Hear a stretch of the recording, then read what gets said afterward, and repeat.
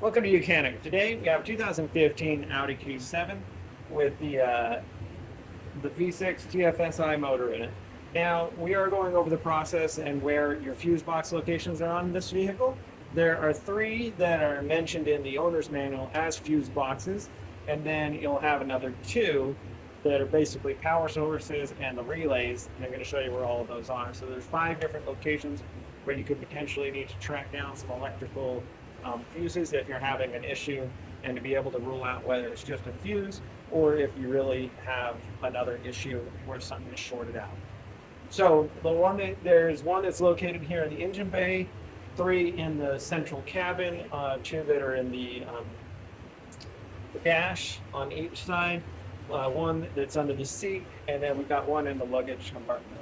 So we'll start with the ones inside, and then we'll come back around and show you the one in the engine bay. So on the driver's side, we have 1 electrical fuse box that's located right here behind this cover here.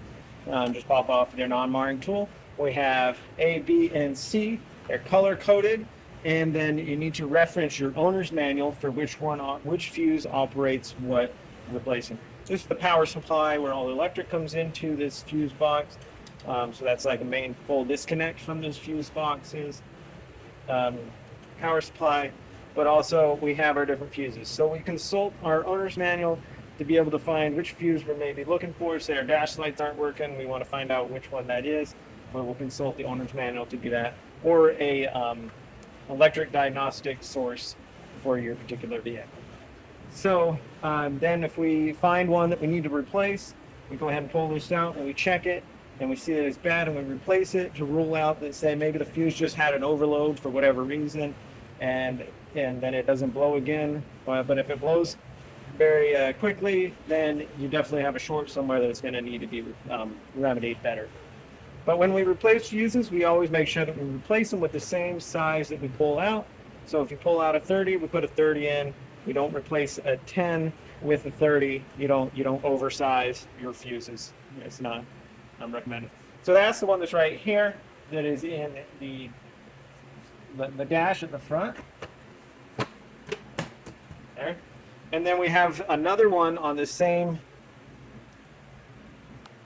passenger side, or the driver's side, that's located under your driver's seat. You watched the video about how to access your 12-volt battery, and be in more detail of how to get into this compartment. So we have 2 number 10 triple square bolts we need to remove on the front, and then with those removed, we're able to pull the seat backwards, and then we have this cover to push the clip and remove, and we have some of the large power connectors. So these are large power supplies that supplying the whole vehicle straight off the battery, that's providing power to the vehicle. So if we've got one of these going bad, and they go bad often, or really, then you have a larger issue, because these are what feed the fuse boxes and all the power to the vehicle. And so if we get back to here, then we definitely have had an issue. There's 1 relay inside there to replace also if needs be. And again, consulting a wiring diagram or your owner's manual for what those do. So we'll go to the passenger side and look at that one.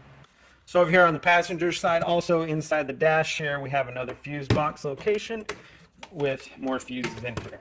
This is the one where you have your fuse remover tool.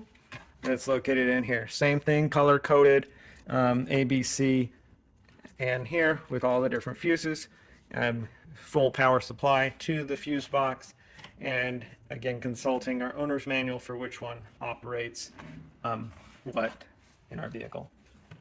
So that one is the fuse box that's on the passenger side inside the dash. We've got 1 in the luggage compartment in the back, and we'll go take a look at that. All right, we're back here in the luggage compartment. We raised the hatch, and we've gained access right here. We have a cover here that covers. Just to note, we do have a connection to our 12-volt power supply, and also sometimes you might have some electric switches here, depending on your trim. And then we can fold that down, and we have access to these fuse connections here. You may have a third one in here, just depending on the level and trim of your vehicle. Again, consulting our owner's manual for which fuse we may need to be looking at to diagnose what we're looking at. And then always replacing the same size of fuse in that fuse if we need to replace it. That's one in your luggage compartment. You're done doing anything there, we just go ahead and put that back. And we have one more that is fuse / relays that's located inside the engine bay. So inside our engine bay, we have this little cover here. It's the same cover that you remove for the brake fluid reservoir. And we have this container here. You can open this side for some fuse actually locations. And then also using a T30, we have some screws that hold this whole cover down to gain more access to some relays and whatnot back here. This back, these back two, and especially this one, just move your wipers up like that, and you'll get better access to be able to remove this screw.